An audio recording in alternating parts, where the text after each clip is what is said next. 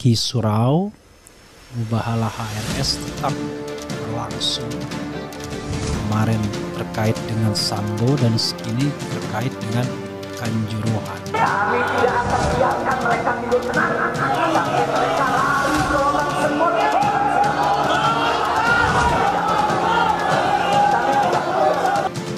Polisi jadi musuh Aremania dalam tragedi Kanjuruhan. Kisuraw .2 Mubahalah HRS sedang berjalan. Maka itu saya minta kepada seluruh rakyat dan bangsa Indonesia, tahan diri, sabar, kita hadapi dengan elegan, kita tempuh prosedur hukum yang ada. Karena kalau prosedur hukum ini tempuh dengan baik, insya Allah semua akan terbongkar. Siapa yang melakukan pembantaian di medan lapangan, sampai siapa yang menjadi otak, saudara yang mengatur ini semua akan terungkap. Kekuatan spiritual HRS tidak bisa disepelekan ketika mengajak mubahala aparat kepolisian. HRS itu cucu Rasulullah dan doa maupun mubahalanya tidak bisa dibuat main-main oleh siapapun, tegas Kisuraw. Subhanallah walhamdulillah wa la ilaha illallah. Kami tidak akan biarkan mereka tidur tenang sampai mereka lari gelombang semut.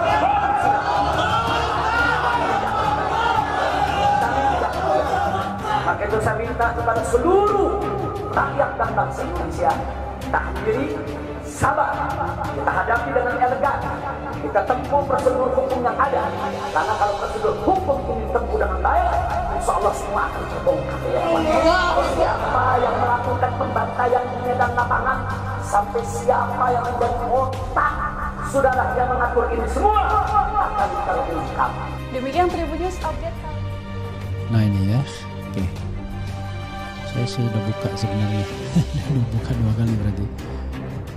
Polisi jadi musuh Aremania dalam tragedi Kanjuruhan. Kisuraw .2 Mubahalah HRS sedang berjalan. Ini sebagaimana dimuat oleh Suara Nasional ya. Coba kita bacakan. Mubahalah Habib Rizik Syihab HRS sedang berjalan, di mana supporter sepak bola Arema FC Aremania memusuhi polisi dalam kejadian tragedi Kanjuruhan.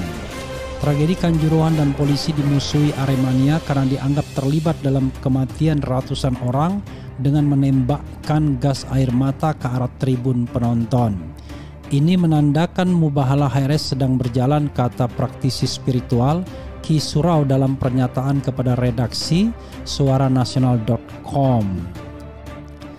Kata Kisuraw, kekuatan spiritual HRS tidak bisa disepelekan ketika mengajak mubahala aparat kepolisian.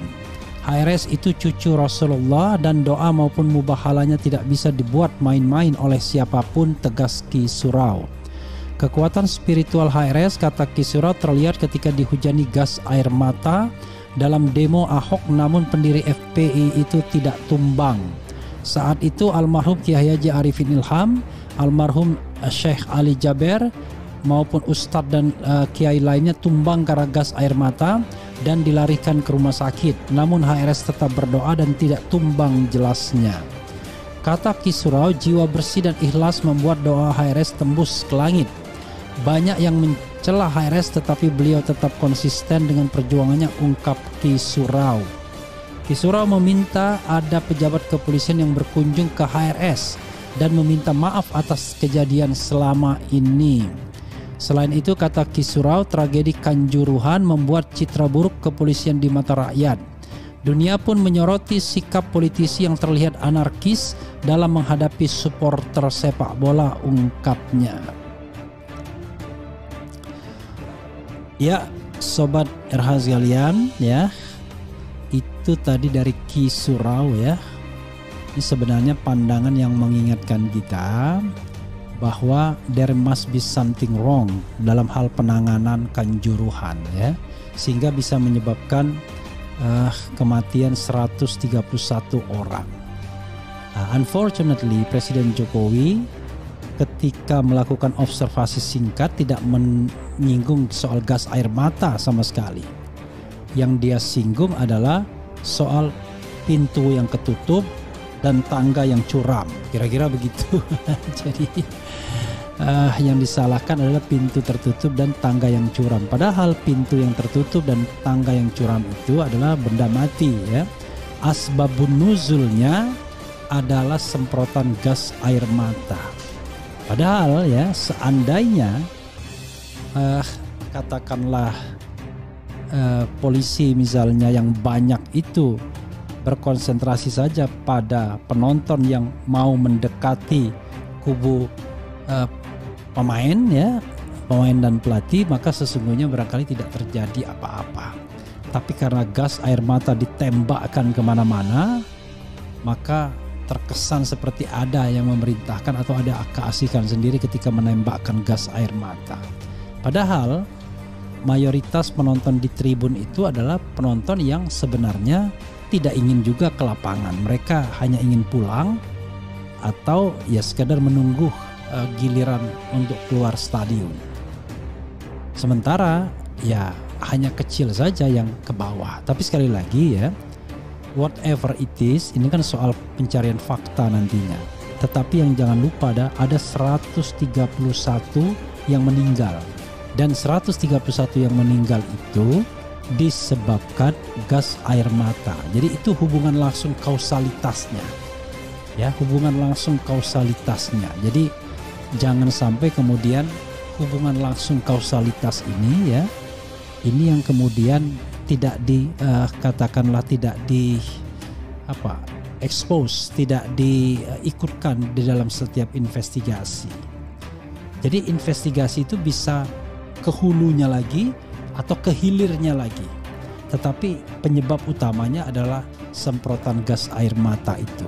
Jadi yang lain kan baru berandai-andai. Misal andai penonton tidak ke stadion, ya, tidak ke bawah, maka tidak akan ada korban, ya kan? Maka kita bisa berandai lebih jauh lagi. Andai tidak ada pertandingan, tidak ada korban. Nanti kita akan jauh lagi. Andai tidak ada Aremania, tidak ada korban.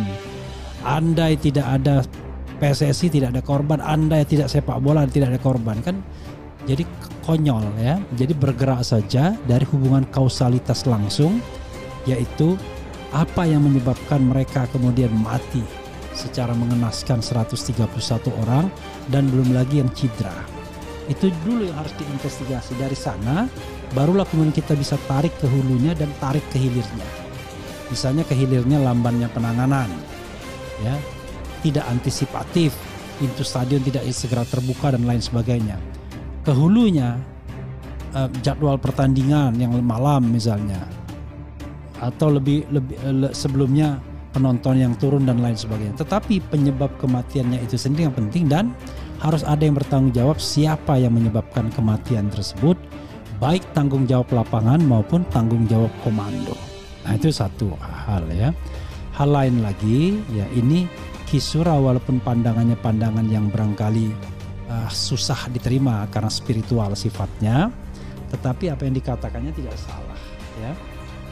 Perilaku-perilaku aparat yang tidak adil dalam menegakkan hukum, maka akhirnya akan kena ke aparat itu sendiri.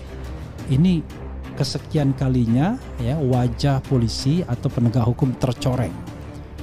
Ya, selama ini sudah banyak tercoreng dalam kasus KM50, dalam kasus Brigadir Joshua, dalam kasus-kasus lainnya. Tapi sekarang khusus untuk Kanjuruhan ini tidak tanggung-tanggung. Polisi dianggap membunuh 131 orang. Maka pertandingan di luar negeri ya, fans sebuah klub di Jerman misalnya dan klub di Spanyol mengatakan mereka dibunuh. Dan ini tamparan bagi kita ya, sebagai sebuah bangsa tentu kita inginkan bahwa segala hal itu bisa diproses secara baik. Dan kalau bisa tidak terjadi sebagai tindakan prevention, tapi kalau sudah terjadi maka jangan disalahkan penontonnya, jangan disalahkan massa yang sudah menghidupi PSSI dan menghidupi sepak bola Indonesia, karena mereka lah sepak bola bisa hidup. Tapi coba lihat bagaimana prosedur penanganan huru-hara, bagaimana kesiapan panitia dan lain sebagainya, dan bagaimana tanggung jawab komandonya seandainya kalau kita mau mencari siapa yang harus bertanggung jawab misalnya.